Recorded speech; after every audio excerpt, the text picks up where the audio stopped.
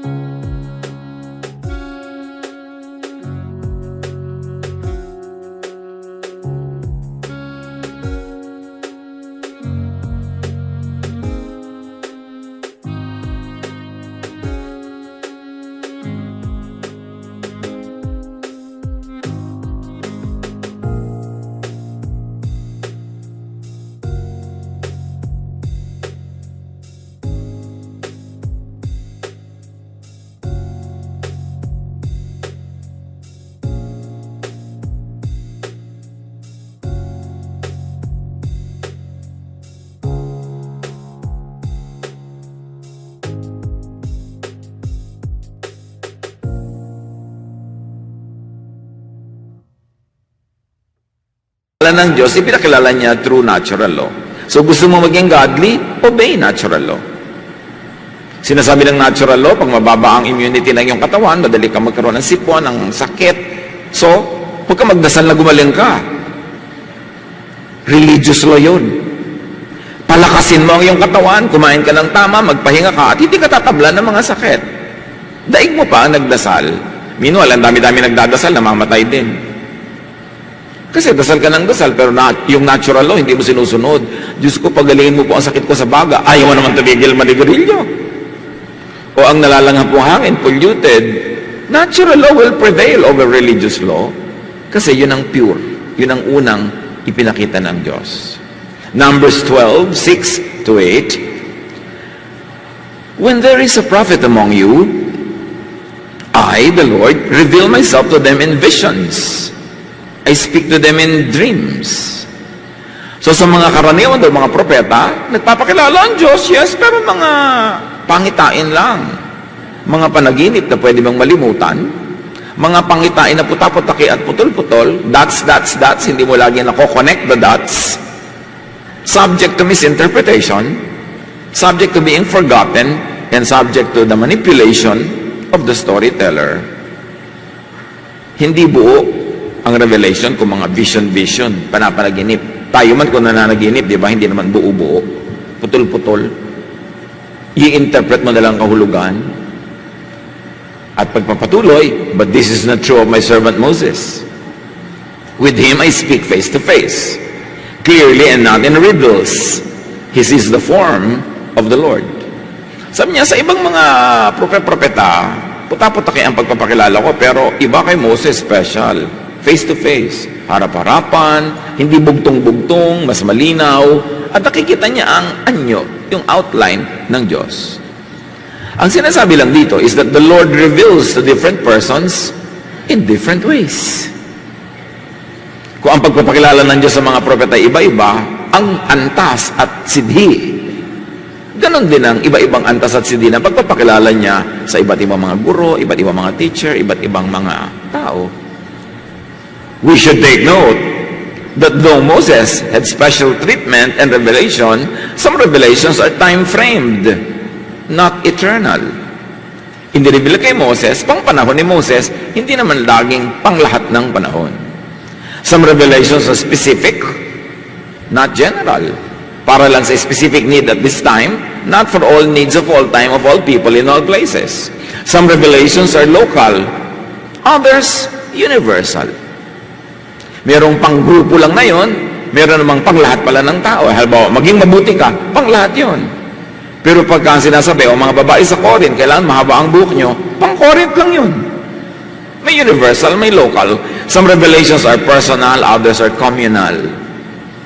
May revelation kay Noah, gumawa ka ng sasakyang lulutang sa tubig, pero kanya lang yun. Huwag kayong gumawa ngayon kasi hindi naman kayo ang kausap ng Diyos sa revelation na yun. So Moses was very special, but some revelations are so fleeting and so time-framed na may deadline, may expiration, to the point that even Moses becomes outdated. Special na nga ang revelation kay Moses, pero meron pa rin siyang expiration. Galatians 3:24-25, the law was our teacher, was, past tense. It was supposed to teach us until we had faith and were acceptable to God by faith. But once a person learned to have faith, there is no more need to have the law as a teacher. So nung dumating na ang pagpapahayag ng Diyos through faith, salvation through faith in Jesus, expired na si Moses. Kahit special siya for a certain time. And when outdated, even Moses became a problem and a hindrance. Kung nung araw, si Moses ang pinipilit daanan ng mga tao para makarating sa Diyos, nung naiba na ang revelation at nabuo, naganap sa pamamagitan ni Jesus, hindi na ngayon tulong si Moses, hadlang pa nga. Pag ipinagpilitan mong kay Moses ka pa rin dadaan, nandun na si Jesus. Kaya sabi ni Jesus sa John 5:45, don't think that I will be the one to accuse you to the Father. You have put your hope in Moses, yet he is the very one who will accuse you. Parang nililitis ka sa harap ng Diyos, kung ang abogado mo ay si Jesus, walang accusation. Absuelto, forgiven na agad. Pero pag ang ginawa mong abogado ay si Moses, ang pang-defense sa iyong sarili ay law, ang justification mo para bumalik ka sa Diyos ay law, sabi nga, no. It is Moses who will accuse you. Moses will not help you because his law condemns you. My grace, sabi ni Jesus, absolves you and sets you free. So even Moses was very special, but it had a specific time frame. It was not going to be so forever. He was very effective for a certain group of people at a certain time in a certain place, but not for all people in all places at all times. Jesus is. Human ways to know God. One is human personal experience and perception. Nakakakilala din naman tayo sa Diyos at nakakabanaag, nakakabakas sa ating human experience, but usually those that are beyond earthly means. Kasi kahit tayo tao at lupa, tayo din naman ay may espiritu na kaya din nating makaunawa ng mga bagay na espiritual na lampas sa pagkalupa. Pero kailangang maingat, masusi at sensitive. 1 Corinthians 2:12-13, what we have received is not the spirit of the world, but the Spirit who is from God. So may spirit na earthly lamang, may spirit na galing sa Diyos, yun ang makakapag-angat na yung pagkakilala sa Diyos, na malampasan mo ang yung pagiging lupa lamang. This is what we speak, not in words taught us by human wisdom, but in words taught by the Spirit, explaining spiritual realities with Spirit-taught words. Ang mga bagay na makadiyos ay mataas. Hindi yan pwedeng maintindihan sa mga bagay na makalupa lamang na mababa. Kaya ang tao, bagamat mababa at lupa, meron din siyang taas dahil may espiritu din siya. At maiintindihan lang niya ang espiritu ng Diyos kung ang aandar sa kanya ay hindi yung lupa sa kanya, kundi yung espiritong nasa kanya rin. And God can be understood by humans, not in human terms, but only in spiritual terms. And thank God, because we are not only flesh, we're also spirit. Na hiningahan ng Diyos ang tao, sangkatauhan, at binigyan niya ng bahagi niyang espiritual. John 1:18, no one has ever seen God, meaning no one has ever understood God, but the one and only Son has made Him known. Wala daw talagang lubos na nakakilala sa Diyos, kahit ilinya mo lahat ng propeta sa Biblia. Walang lubos na nakakilala, puta-putaki, kapra-kapraso. Pero merong isang lubos na kilala ang Diyos at nagpapakilala sa Diyos sa atin, at yun ang kanyang anak na si Jesus. So kilalang kilala ng anak ang Ama, pero salamat dahil ipinapakilala sa atin ng anak ang Ama. Wala tayong diretsong pagkakakilala sa Ama, pero sa pamamagitan ni Jesus, nakikilala natin yung gustong ipakilala ng Ama. Siyempre, hindi naman lahat din ang makakalaman natin tungkol sa Ama through Jesus. Yun ang buong-buong Ama. Kundi yun lang bahagi ng Ama na niloloob niyang ipakilala sa atin through Jesus. The Son, in turn, reveals the Father to whomever He wills. Through the Son is the only way to see the Father. All other images of God, presented by all others, must be screened through the Jesus filter. Mahalaga ang Jesus filter. Lahat ng sinabi ni Moses, sinabi ni kung sino-sino tungkol sa Ama, kailangang salain kay Jesus. Dahil si Jesus ang ganap at buong pagpapakilala ng Ama. May mga kinilala at may mga naalam at inalam ang mga tao ng unang panahon tungkol sa Ama na iniba na ng Panginoong Jesus sapagkat hindi na yun ang hinihingi ng panahon ng mga pangangailangan ng tao sa ibang panahon at sa ibang lugar. Kaya kung sobrang higpit noon ang pagpapakakilala ni Moses sa Ama, dahil sila nasa disyerto, wala silang tunay na tahanan, wala silang teritoryo, ang daming panganib, sobrang higpit para hindi sila sumabog, hindi sila maubos ng mga ahas, hindi sila mamatay sa guto, mahigpit na mahigpit. Pero naiba na ang panahon, hindi na iba ang Diyos, hindi na iba ang pagmamahal ng Diyos, pero iba na ang pakikitungo niya sa mga tao sa ibang panahon. At yun ang nilinaw ni Jesus. Sabi niya, kung kay Moses pa kayo aasa, hindi na yun, andito na ako eh. Siya ay substitute for a while, pero hindi panghabang panahon. Dapat yung maintindihan na ngayon, ang pagpapakilala ng Ama ay yung version ni Jesus. That God is good, God is kind, God is Abba, Father, that God is forgiving and loving. Hindi na yung super strictong ipinapakilala noong unang panahon na kailangan kasing sobrang disiplinahin ang mga tao dahil yun ang hinihingi ng pagkakataon noon. Some of the Son's recipients may also pass the revelation to others. Diba? Ang anak na nakakakilala sa Ama, ang anak naman ipinapakilala niya sa ibang mga mananampalataya ang Ama, at yun naman pinagpakilanlan ay pwede ring magpakilala pa sa iba. At yan ang tungkulin ng bawat isa na nakakakilala sa Ama through Jesus. Na ipakilala rin sa iba yung pagpapakilala ni Jesus, hindi yung pagpapakilala ng iba. 2 Timothy 2:2, all the things you have heard me say in the presence of many witnesses, entrust to reliable people who will also be qualified to teach others.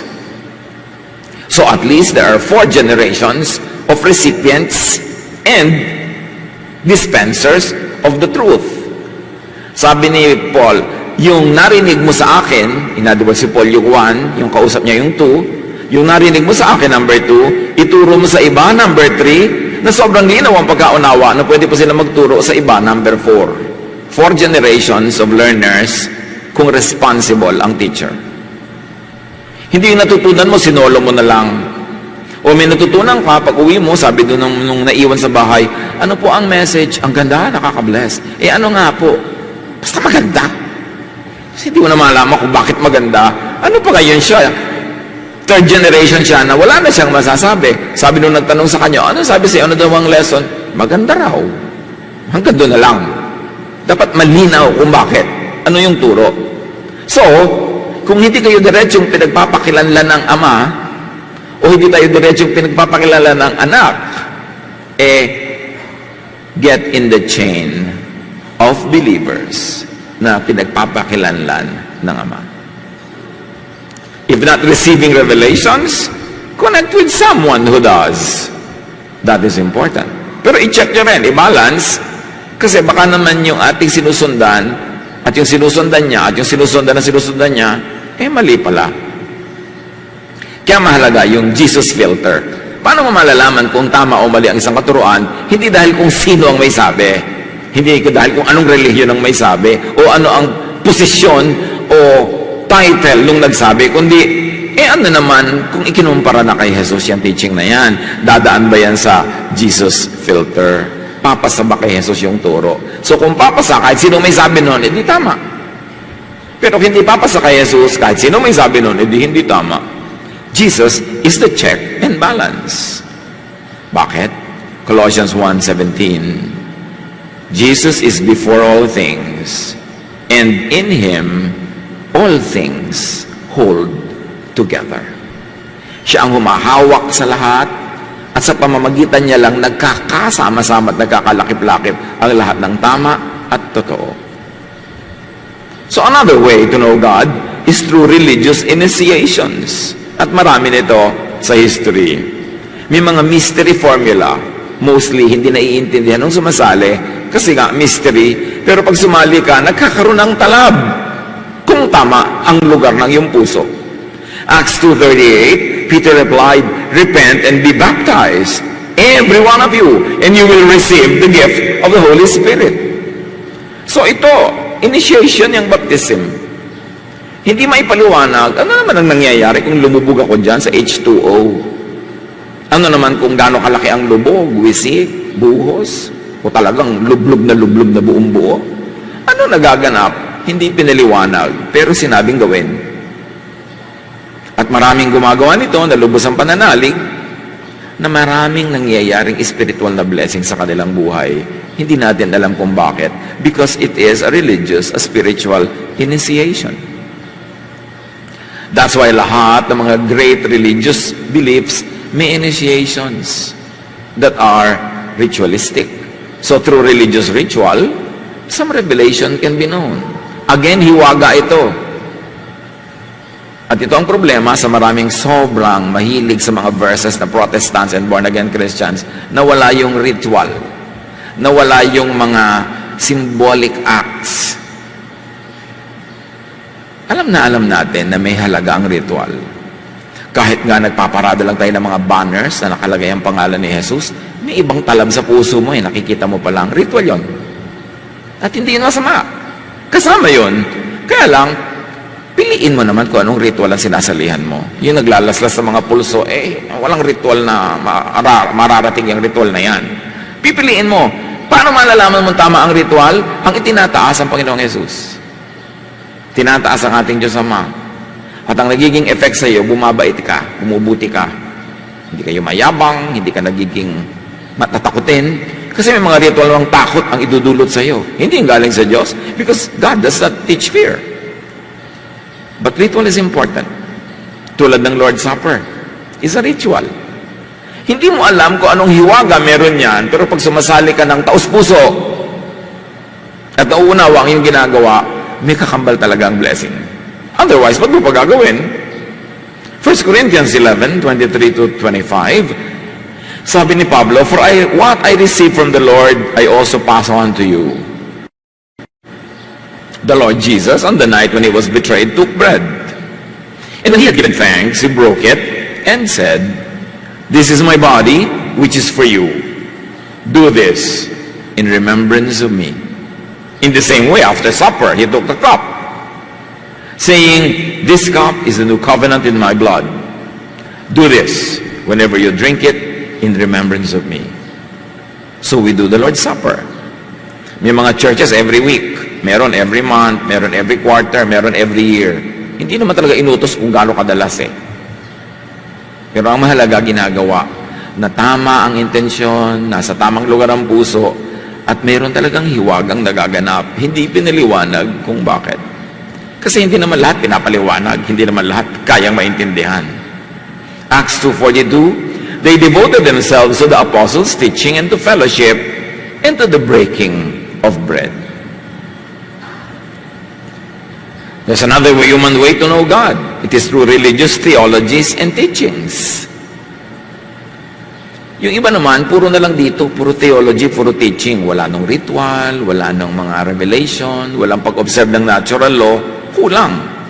Matthew 13:34-35, Jesus spoke all these things to the crowd in parables. I will utter things hidden since the creation of the world. Sabi ni Jesus. But many could not even understand the parables because not everybody was meant to understand. Not everybody had the heart to understand.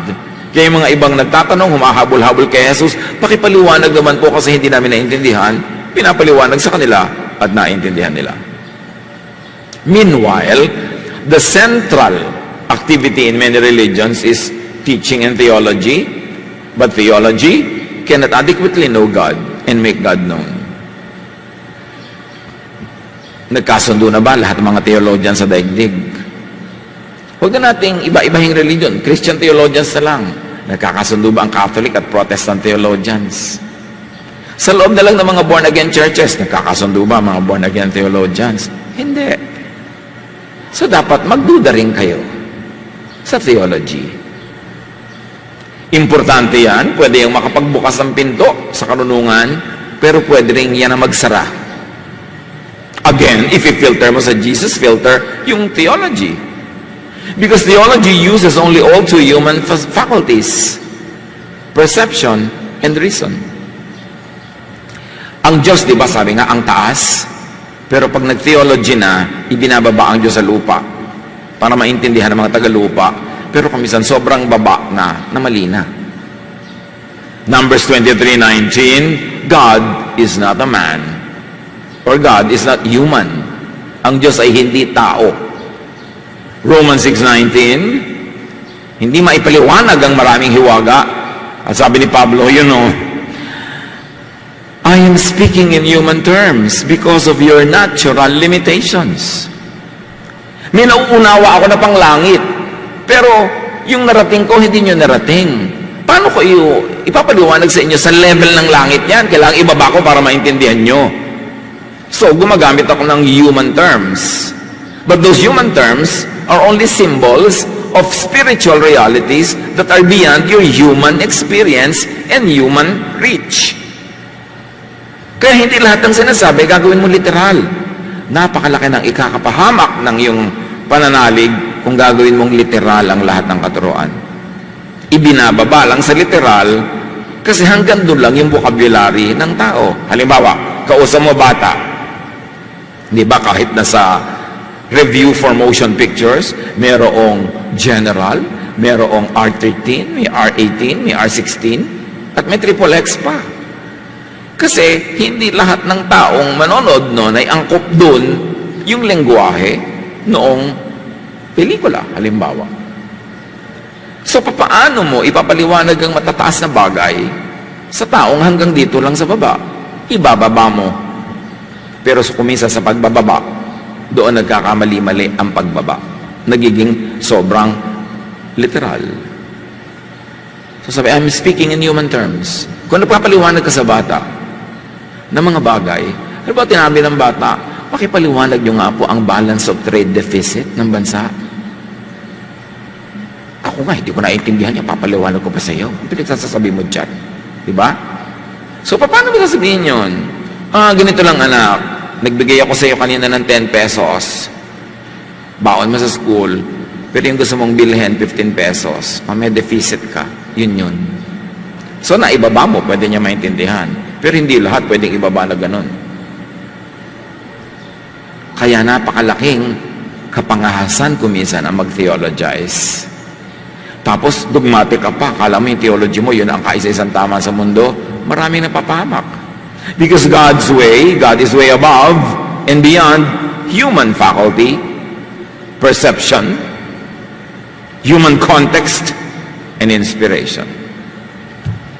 Lampas.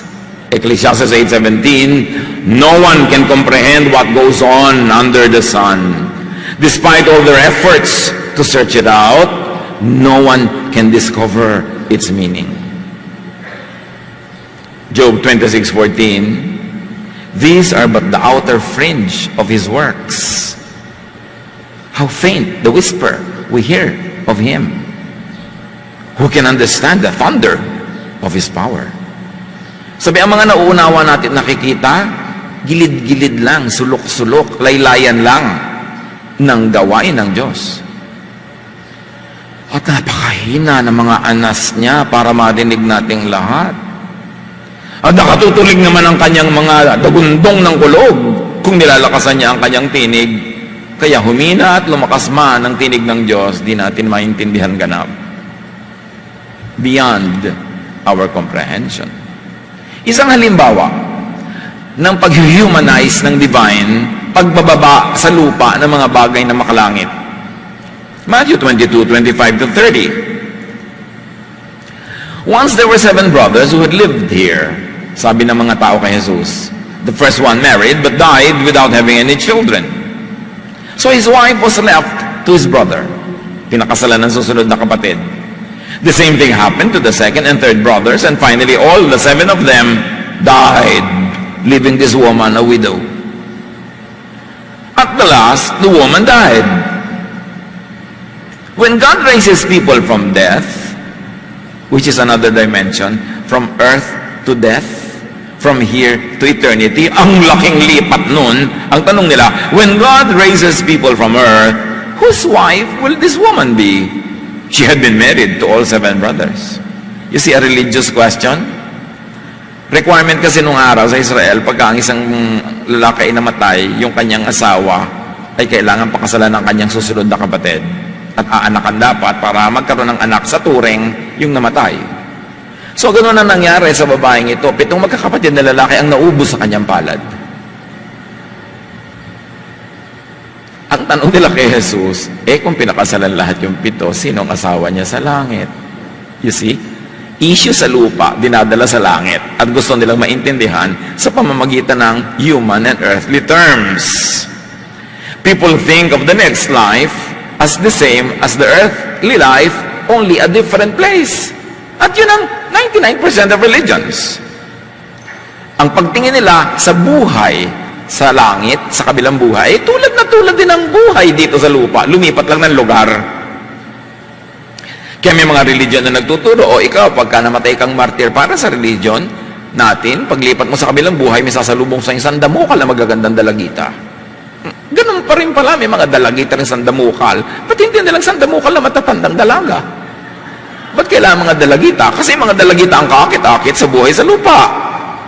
In physical terms. So, inililipat nila sa kabila yung mga pagpapahalaga dito. Anong sabi ni Jesus? Verse 29. Tao pala kayo, sabi niya. You are completely wrong. You don't know what the scriptures teach. And you don't know anything about the power of God. When God raises people to life, they won't marry. They will be like the angels in heaven. Talinghaga yon, hindi ibig sabihin magkakapakpak ka rin, lilipad-lipad. Sabi niya, iba doon. Iba na. Huwag niyong isipin na part 2 lang ng earth, yung heaven, at lahat tuloy din. Kaya iba tinatanong, paano pa yung bruha kong stepmother pag nakita ko sa langit, anong gagawin ko sa kanya? Sabi ni Jesus, naku naman kayo, iba na. Ibang-iba na. Huwag niyong ilipat doon ang mundo. Kaya yung mga iba naman, masyadong nililiteral yung crowns in heaven, lalo pag inuutos sila ng mga pastor nila, magtrabaho ka para marami kang crown in heaven. Teka po, hindi ang dami ko pong buhat na crown. Ang bigat, mabuti pa hindi nag-serve, magaan. Kasi inililipat ng 1:1 correspondence na naman yung earth to heaven. At yan ang problema ng napakarami, hindi na nauunawa. People try to understand what is spiritual and eternal only within human terms. At yan naman kasi ang crime ng religion all throughout time, masyadong ni-humanize ang Diyos, masyadong ginawang earth ang heaven, because we have no vocabulary, no exchange rate to deal with what is eternal. Wala tayong kamuang-muang. Sabi nga sa Bible, no eye has seen, no ear has heard, no mind has conceived what God has prepared for those who love Him. Basta ang mahalaga, beyond your imagination, it's going to be super great. Pero kung ibig niyo po sabihin, mahilig ako na ice cream, marami ring ice cream doon, ibinaba mo na naman ang langit sa lupa eh. O kaya, inaakyat ng pilit yung lupa sa langit. No, mahilig ka sa ice cream sa lupa, sa langit magbabayad ka. Kasi pareho lang pala ang system eh. This is mostly what theologizing does. Humanizing the spiritual and eternal. Humanizing God, humanizing God's system, ginagawang earth ang heaven. Kaya maraming terminology sa Bible na humanize ang Diyos. Pag sinasabing God is mataas sa mataas, sinasabi lang in human terms that God is king. That God has a throne. That God wears a crown. Pero yung literalin yun. Kasi yung king, yung throne, yung crown is a human invention. Invented by the monarchs of civilizations that developed royalties. Now, to project that to God and to assign being royal to God is just a human terminology. Huwag yung literalin na King of Kings na nakaupo nga sa trono, may corona nga. Eh, ganun yung mga hari sa Europe. Ganun lang ba yung Diyos? Pero ang alam lang natin na itsura ng pinakamataasang rango ay yung may robe, yung may corona, may setrong hawak. So yun ang ginagamit natin pag-apply sa Diyos. But it is only humanizing the image of God in terms that humans can understand. But don't be too literal about that. Katulad din ng mga apoy-apoy na mga kumukulo-kulong mga pagpaparusa sa mga kasalanan, masyadong literal. Because the writers of the Bible were exposed to Pumakkale in Turkey, called the doorway to hell, na eternal yung fire. Kasi meron niyang napakalalim na pit na ang dulo sa ilalim ay bulkan. At may mga gases na lumalabas dito, umaakyat, na pag nakipag-meet with oxygen in the surface, becomes fire, and it never stops burning. At yun ang pinakamalala na maiisip ng tao na itsura ng dapat puntahan ng mga masama, kayo nang naging image ng impyerno. Will you be too literal about that? Malilimit ang pagkaunawa natin sa maraming mga bagay. So, Jesus corrects the mistake. Sabi niya in so many words, there is no one-to-one correspondence between what is earthly and heavenly, between what is physical and spiritual, between what is human and divine. There is no one-to-one correspondence between human logic and divine principles. Human logic is philosophy. Divine principles is what theology tries to capture but cannot, because God is beyond us. Ito na naman yung pagpapahuman sa example, kasi walang ibang human terminology. Acts 7:49, sabi ng Diyos, heaven is my throne, and the earth is my footstool. What kind of house will you build for me? In what place will I rest? Again, hindi ka pwede maging literal na nakaupo nga yung Diyos sa trono. Ang ibig sabihin lang niya, yung trono na pinakamataas na posisyon sa human society, upuan lang yun ng Diyos. Yung heaven, upuan lang niya. Ibig sabihin, lampas pa siya sa heaven. Hindi heaven ang the end. Upuan pa lang niya. At sabi yung earth, na yan ang pinakamalaki niyong alam, yan ang pwede niyong puntahan, sa dinami-rami ng alam at kaya ng tao, sa buwan pa lang naman nakapaglakad. Ang lapit pa nun, pag tinignan mo yung drawing ng buong Milky Way, hindi pa malayo ang nararating ng tao. Pero sabi niya, yung earth na yan, na everything nyo na, tugtungan lang yan ang aking paa. Pero huwag kang maging literal na parang haring may tungtungan ng paa, may trono. Pagpapakilala nyo ng kadakilaan niya na yung pinakamalaking bagay sa inyo, microscopic lang yan sa akin. It's a figure of speech. So, heaven can wait. Hindi natin kayang maunawaan dito ang langit. Heaven can wait. Let heaven wait. Meanwhile, while on earth, bring down a piece of heaven to earth. So ang tunay na spiritual na relihiyon, hindi lang yung puro langit ang iniisip at wala ka nang ginawa kundi puro pang langit, dapat gawin mong langit ang kaprasong lupa mo ngayon. At nagiging langit yan sapagkat ang tunay na langit sa lupa ay ang iyong isip. Pag dyan nakatira si Jesus, may langit ka. Kaya ang gusto ni Jesus, magkaroon tayo ng langit. Ano yung langit? Rest, peace. Subukan yung maligalig, matakot, nervyosin. Alam nyo na impyerno nasa loob ng utak nyo. Pero pag kayo natahimik, napayapa, sumigla, alam nyo nandun yung langit sa inyong isip. So yung pag-iisipin yung langit na ang layo-layong hindi natin kayang maintindihan. No eye has seen what God has prepared for those who love Him. Hayaan na natin pagdating natin doon, tsaka natin maintindihan. Pero ang atupagin natin yung ngayon. Kaya, Thy kingdom come. Thy will be done on earth, in my mind, as it is in heaven. Kaya dapat tayo maging Jesus-centered. Kasi si Jesus na nagbibigay ng rest, ng pahinga, ng love, ng joy. At pag si Jesus na naghahari sa ating buhay, advance party na yun ng heaven in your life now. And because you cannot understand heaven now because of your earthly limitation, focus on your earthly life and turn it into heaven, and the lives of many other people, turn them into heaven, bring the Lord to them so that they too will enjoy the benefit and love of God through Jesus. Hindi puro kalangitan na pag-iisip, tapos yung buhay dito. Bakit po ang payat-payat nyo na tita? Sabi ko no. Bakit po perdible yun ang belt nyo? Ang liit na ng waistline nyo, tita. Hindi na ako kumakain anak kasi lahat ng pera ko binibigay ko sa heavenly work. Aba tita, mahal kayo ng Diyos, kailangan naman kumain kayo na masarap dito. Kasi sa heaven, iba na yung putahe. Hindi na tayo babalik dito. Yung sobra kasi yung iba na nabe-brainwash ng religion, wala nang ginawa kundi magsakripisyo para sa langit. Ibinigay na nga sa atin ng Diyos ng walang bayad through Jesus. Hindi natin nauunawa, nasasayang ang mga panahon natin sa pagiging relihiyoso na hindi nalulubos, hindi nagaganap yung pagpapalang gustong ibigay ng Diyos at tanggapin natin sa buhay na ito. So sabi ng Diyos, what house will you build for me? Kasi sa Israel, gumawa sila ng templo at sinabi nila, ito ang bahay ng Diyos. At sabi ng Diyos, what house will you build for me? What building will you build for me? Because the house is a building. Man-made house for God is an idol. Ito itsura ng Diyos. It is an image. And the house of God that many people build is also house for thought, meaning theology. Ito ang Diyos, ito siya, itilalagay sa loob ng utak mo. Di yung utak mo ngayon ang nagiging bahay ng Diyos. Sabi niya, what house will you build for me? No one can contain me. Buong lupa nga, tungtungan lang ng aking paa, buong earth. Buong heaven nga na pinakamataas sa inyo, upuan ko pa lang. How will you presume that you can make a house for me? Paano nyo ko ilalagay sa isang physical house at pagkasyahin ako doon? At paano nyo ko ilalagay sa isang physical house inside your skull at pagkasyahin nyo ako doon na intinding-intindi nyo ako, alam na alam nyo lahat? Paano mangyayari yun? Hindi ako kasya dyan. Yan ang sinasabi ng Diyos. This is why no one could and should be dogmatic in matter of faith.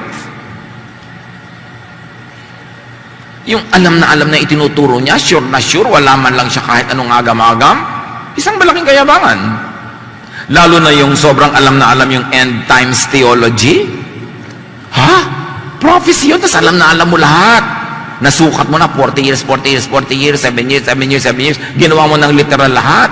Binigyan mo na ng schedule ang pagbalik ni Jesus. Schedule ng lahat. Na sure kang mangyayari yun.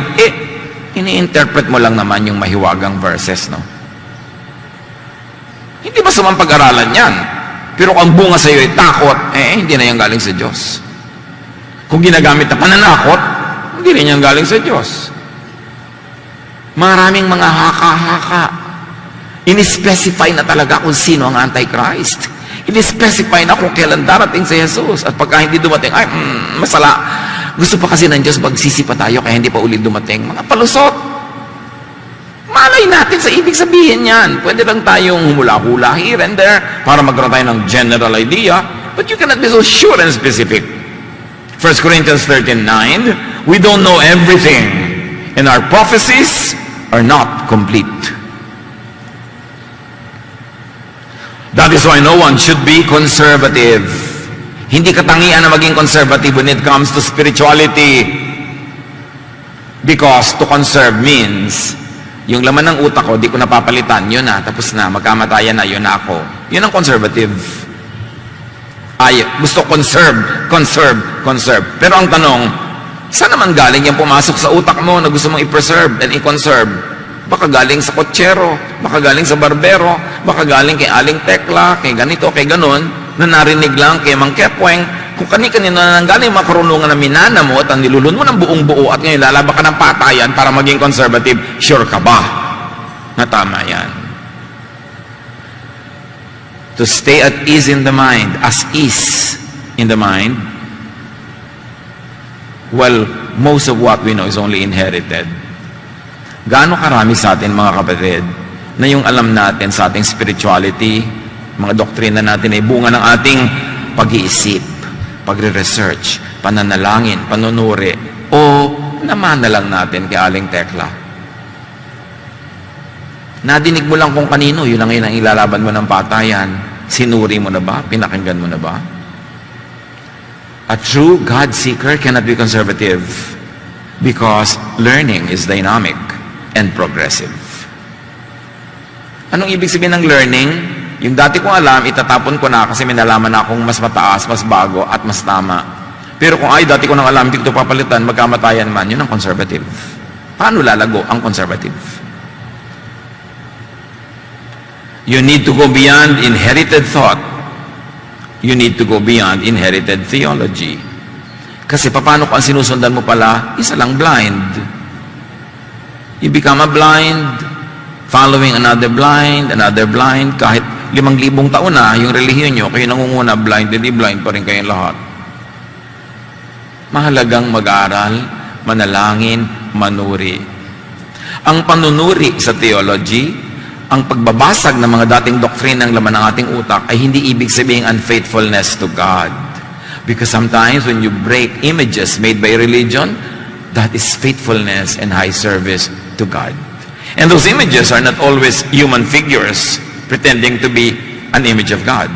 False images of God could also be false theologies, false beliefs. Minsan tayo dapat matakot magbasag ng mga dating paniniwalaan kasi yung totoo at galing sa Diyos, anumang basag ang gawin mo ay hindi mo mababasag, mananatili yon. Ang takot mabasag, ang takot makanti, ang takot na magalaw ay yung false kasi sila ay madudurog pag natapunan ng liwanag ng katotohanan.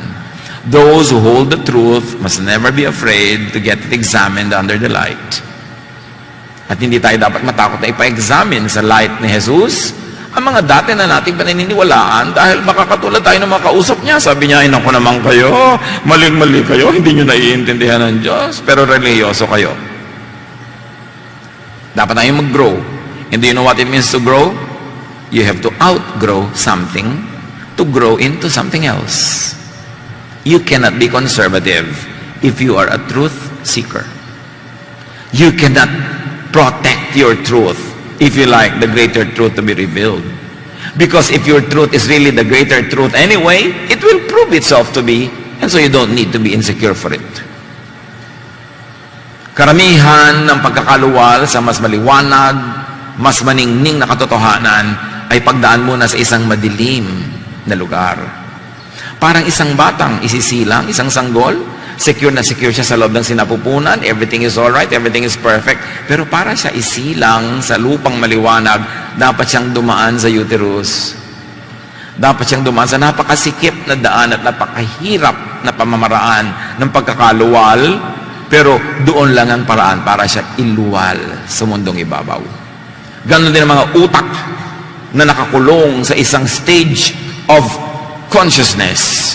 Huwag kang matakot na dumaan sa isang masikip at madilim na daan para kailuwal sa isang mas maluwalhating liwanag. Dumadaan doon. Pero hindi ibig sabihin nun, unfaithful ka sa Diyos. Your faithfulness to God should lead you into a journey of challenging old beliefs that you might have inherited only from partially enlightened and partially blind people. Kanya-kanyang aral yan. Hindi pwedeng iasa mo sa iba. Paano kung sinusundan mo bulag? Di bulag ka na rin. May nasusundan ka namang nakakakita, pero isang mata lang pala, so doon ka lang maniwala sa isang mata na yon. Meron ka namang nasusundan na totally blind pala, ba't ka naman maniniwala? Pero paano mo malalaman yon kung hindi mo ididilat ang iyong mata para makita mo ang buong kapaligiran? Dapat lumago. Pati si Jesus, lumago. Luke 2:52, and Jesus grew in wisdom and stature and in favor with God and man. To grow is to outgrow something. Learning changes and develops the mind and spirit. Learning is a divine responsibility of the people of God. 2 Corinthians 3:18, and we all who contemplate the Lord's glory are being transformed into His image with ever-increasing glory, which comes from the Lord, who is the Spirit. Sabi kami, habang minumuni-muni namin ang kaluwalhatian ng Diyos, kami na may binabago from one image to the next image, from one size to the next size, from one level of glory to the higher level of glory. It means we grow while we ponder the mysteries of God. How can the conservative change? How can the conservative grow spiritually? Conservatism in terms of spirituality is not a virtue, it is a vice. Progressive spiritual development brings people closer to God. Kaya kailangan mag-grow. 1 Corinthians 13:9 to 12, we don't know everything, and our prophecies are not complete. But what is perfect will someday appear, and what isn't perfect will then disappear. When we were children, we thought and reasoned as children do. But when we grew up, we quit our childish ways. Now, all we can see of God is like a cloudy picture in a mirror. Later, we will see Him face to face. We don't know everything, but then we will, just as God completely understands us. So what does it talk about? It talks about growth. Growth of the mind, growth of belief, premised on continuing search for God, which God honors with ever-progressing revelation. Si Paul may journey. Hindi naman siya magaling agad at marunong. Although sa simula pa lang, religyoso na siya. Legally, nearly perfect. Philippians 3:5-6, sabi niya, I was circumcised when I was 8 days old. E yan ang claim ng mga Hudyo sa pagiging godly, sa sila'y tuli. And I am from the nation of Israel. Another ipinagyayabang, Israelita. And from the tribe of Benjamin, I am a true Hebrew. As a Pharisee, I strictly obeyed the law of Moses. I did everything the law demands in order to please God. So sabi ni Paul, ilabas yung mga biodata nyo at mag-compare tayo. Tingnan ko lang. Ang biodata ko, I was circumcised. And that is the Jewish people's mark. I am from the nation of Israel. Not from some other nation, sabi niya. I am from the tribe of Benjamin. A true Hebrew. At hindi lang yun, hindi ako ordinary Hebrew. Pharisee ako. At hindi lang ako basta Pharisee, ako'y obedient to the law of Moses, to the letter. I did everything that the law demands. And yet, kulang ako. Yun ang tema niya eh. Acts 9:17-20. Ananias left and went into the house where Saul was staying. This is Paul that became Saul, ang pangalan. Ananias placed his hands on him and said, Saul, the Lord Jesus has sent me. He wants you to be able to see and to be filled with the Holy Spirit. Imagine, he was a Jew, he was circumcised, he was a Pharisee, he was an Israelite, and yet sabi ni Ananias, gusto ng Panginoong Jesus makakita ka. Ibig sabihin, bulag ka, kahit yan ang religious credentials mo. Gusto kanyang mapuspos ng espiritu, yung pala wala ka espiritu, puro knowledge. Suddenly, something like fish scales fell from Saul's eyes, and he could see. He got up and was baptized. Matapos yun, nalaglag yung mga takip ng mata niya na mistulang mga kaliskis ng isda. At nakakita siya physically, but more than that, more than the literal meaning, may natanggal na mga takip sa kanyang utak at nakakita siya ng katotohanan, nakilala niya si Jesus. 2 Corinthians 12:1-4.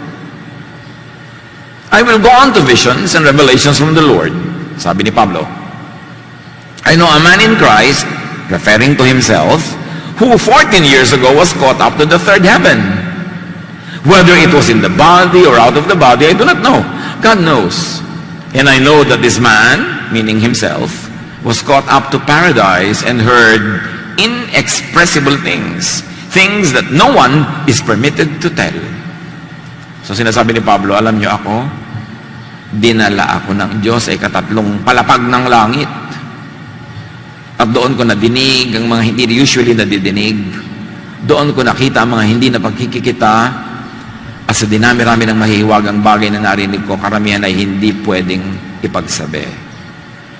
So, sinasabi ni Paul, kahit ako noon Hudyo, kahit ako noon Hebrew, kahit ako noon Pharisee, hindi ko naranasan yung ganong revelation.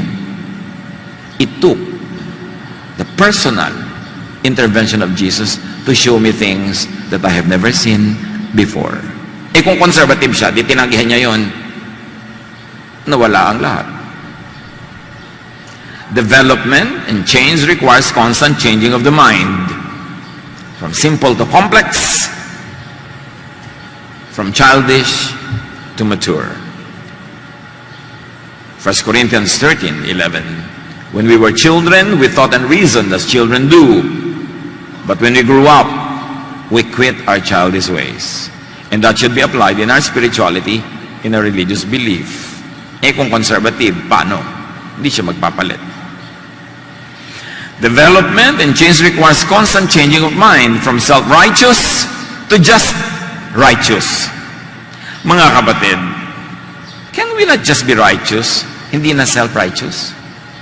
Yun ang dapat. Tama ka, pero hindi yung nagtatama-tamaan ka. Change requires constant changing of mind from judgmental to tentative and tolerant. Ang tunay na matalino, tolerant. Ang tunay na maalam, tentative. Bakit tentative? Kasi alam mo nun, tama ka na. Nung natuto ka, alam mo may mas tama pa pala. So alam mo na yung dati mong alam, hindi pala yung pinakatama. At who knows, na yung alam mo ngayon, hindi pa rin pala at may iba pa. Kaya ang tunay na marunong tentative. Hindi laging sure. Hindi laging nilalagyan ng tuldok. Misan comma, misan ellipsis, misan hanging. Because there is still so much to know. What you know is little, what you do not know is immense. Matthew 7:3-4. You can see the speck in your friend's eye, but you didn't notice the log in your own eye? How can you say, my friend, let me take the speck out of your eye when you don't see the log in your own eye? Yan ang sinasabi ng Panginoon sa mga may konting alam. Kala mo kung sinong galing na, kung ano karunong, gusto nang itama ang buong daigdig. Yung pala, dami-dami pa rin yung puwing na malalaki pa nga. Psalm 90:1-4. Our Lord, at your command we die and turn back to dust. But it only means that with God, our knowledge and the knowledge of God do not have a one-to-one correspondence. Hindi sila equal. Hindi sila magkatumbas. So we should put our perspective and proportion in the right place.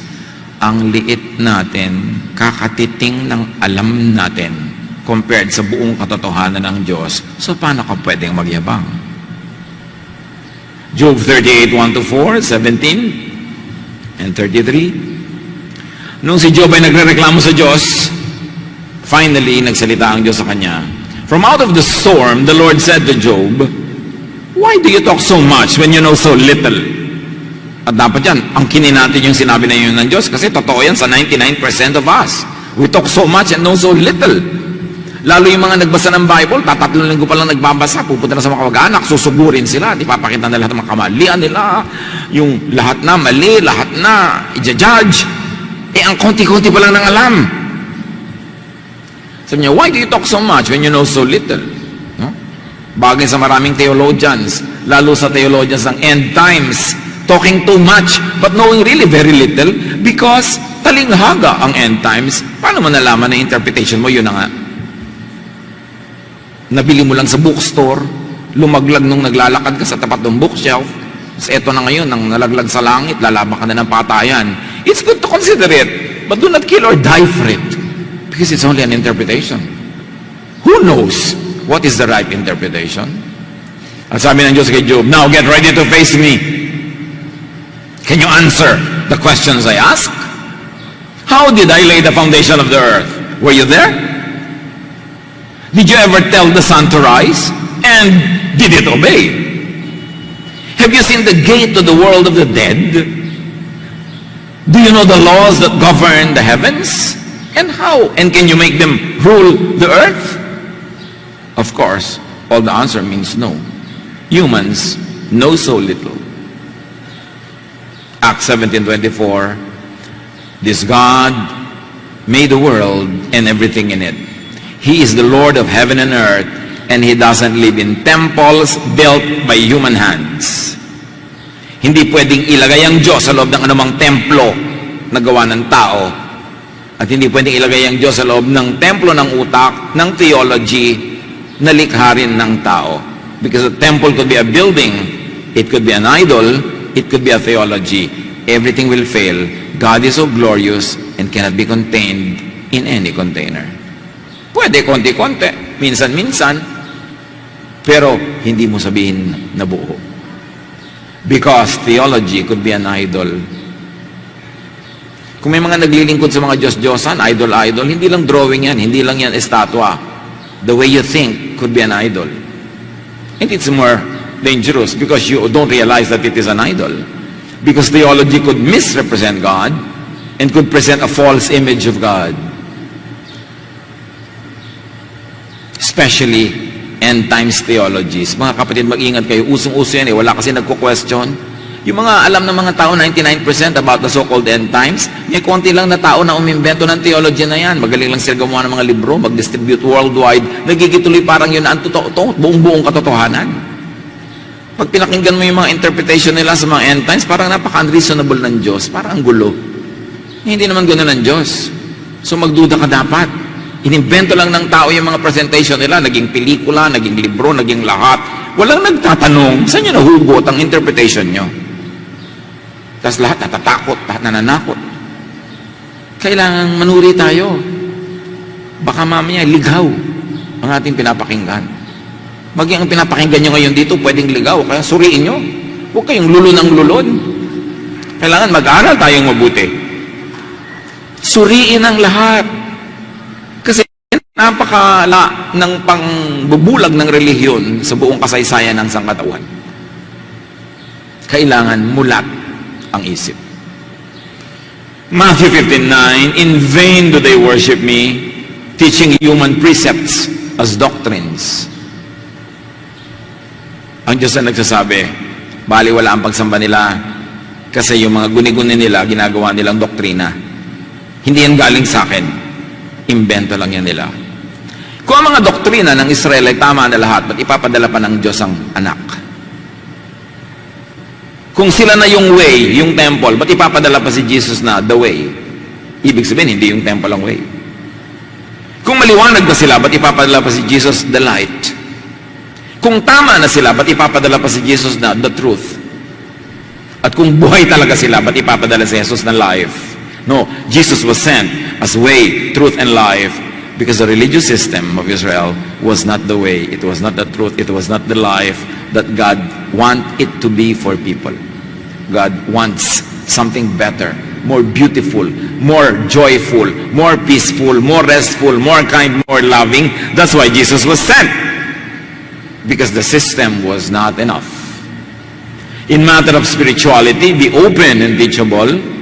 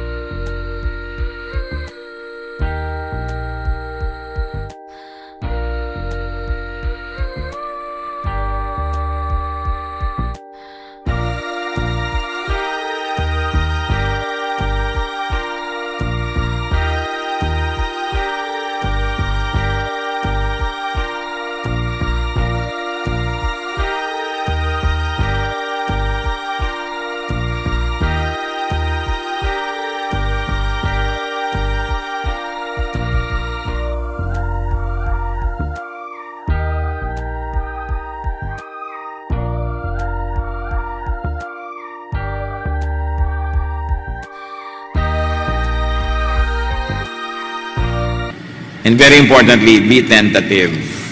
Merong mga nag-Bible school, 10 units pa lang ang na-earn, ang ihambog-hambog na. Parang alam na lahat. Pero pag tinignan mo yung mga exam sa school, masangawa pala siya. Tapos akala mo kung gano'n na karami yung natutunan. At kahit ka pa perfect ang score sa grading, isa pa rin paghuhula yung mga theologists na yan.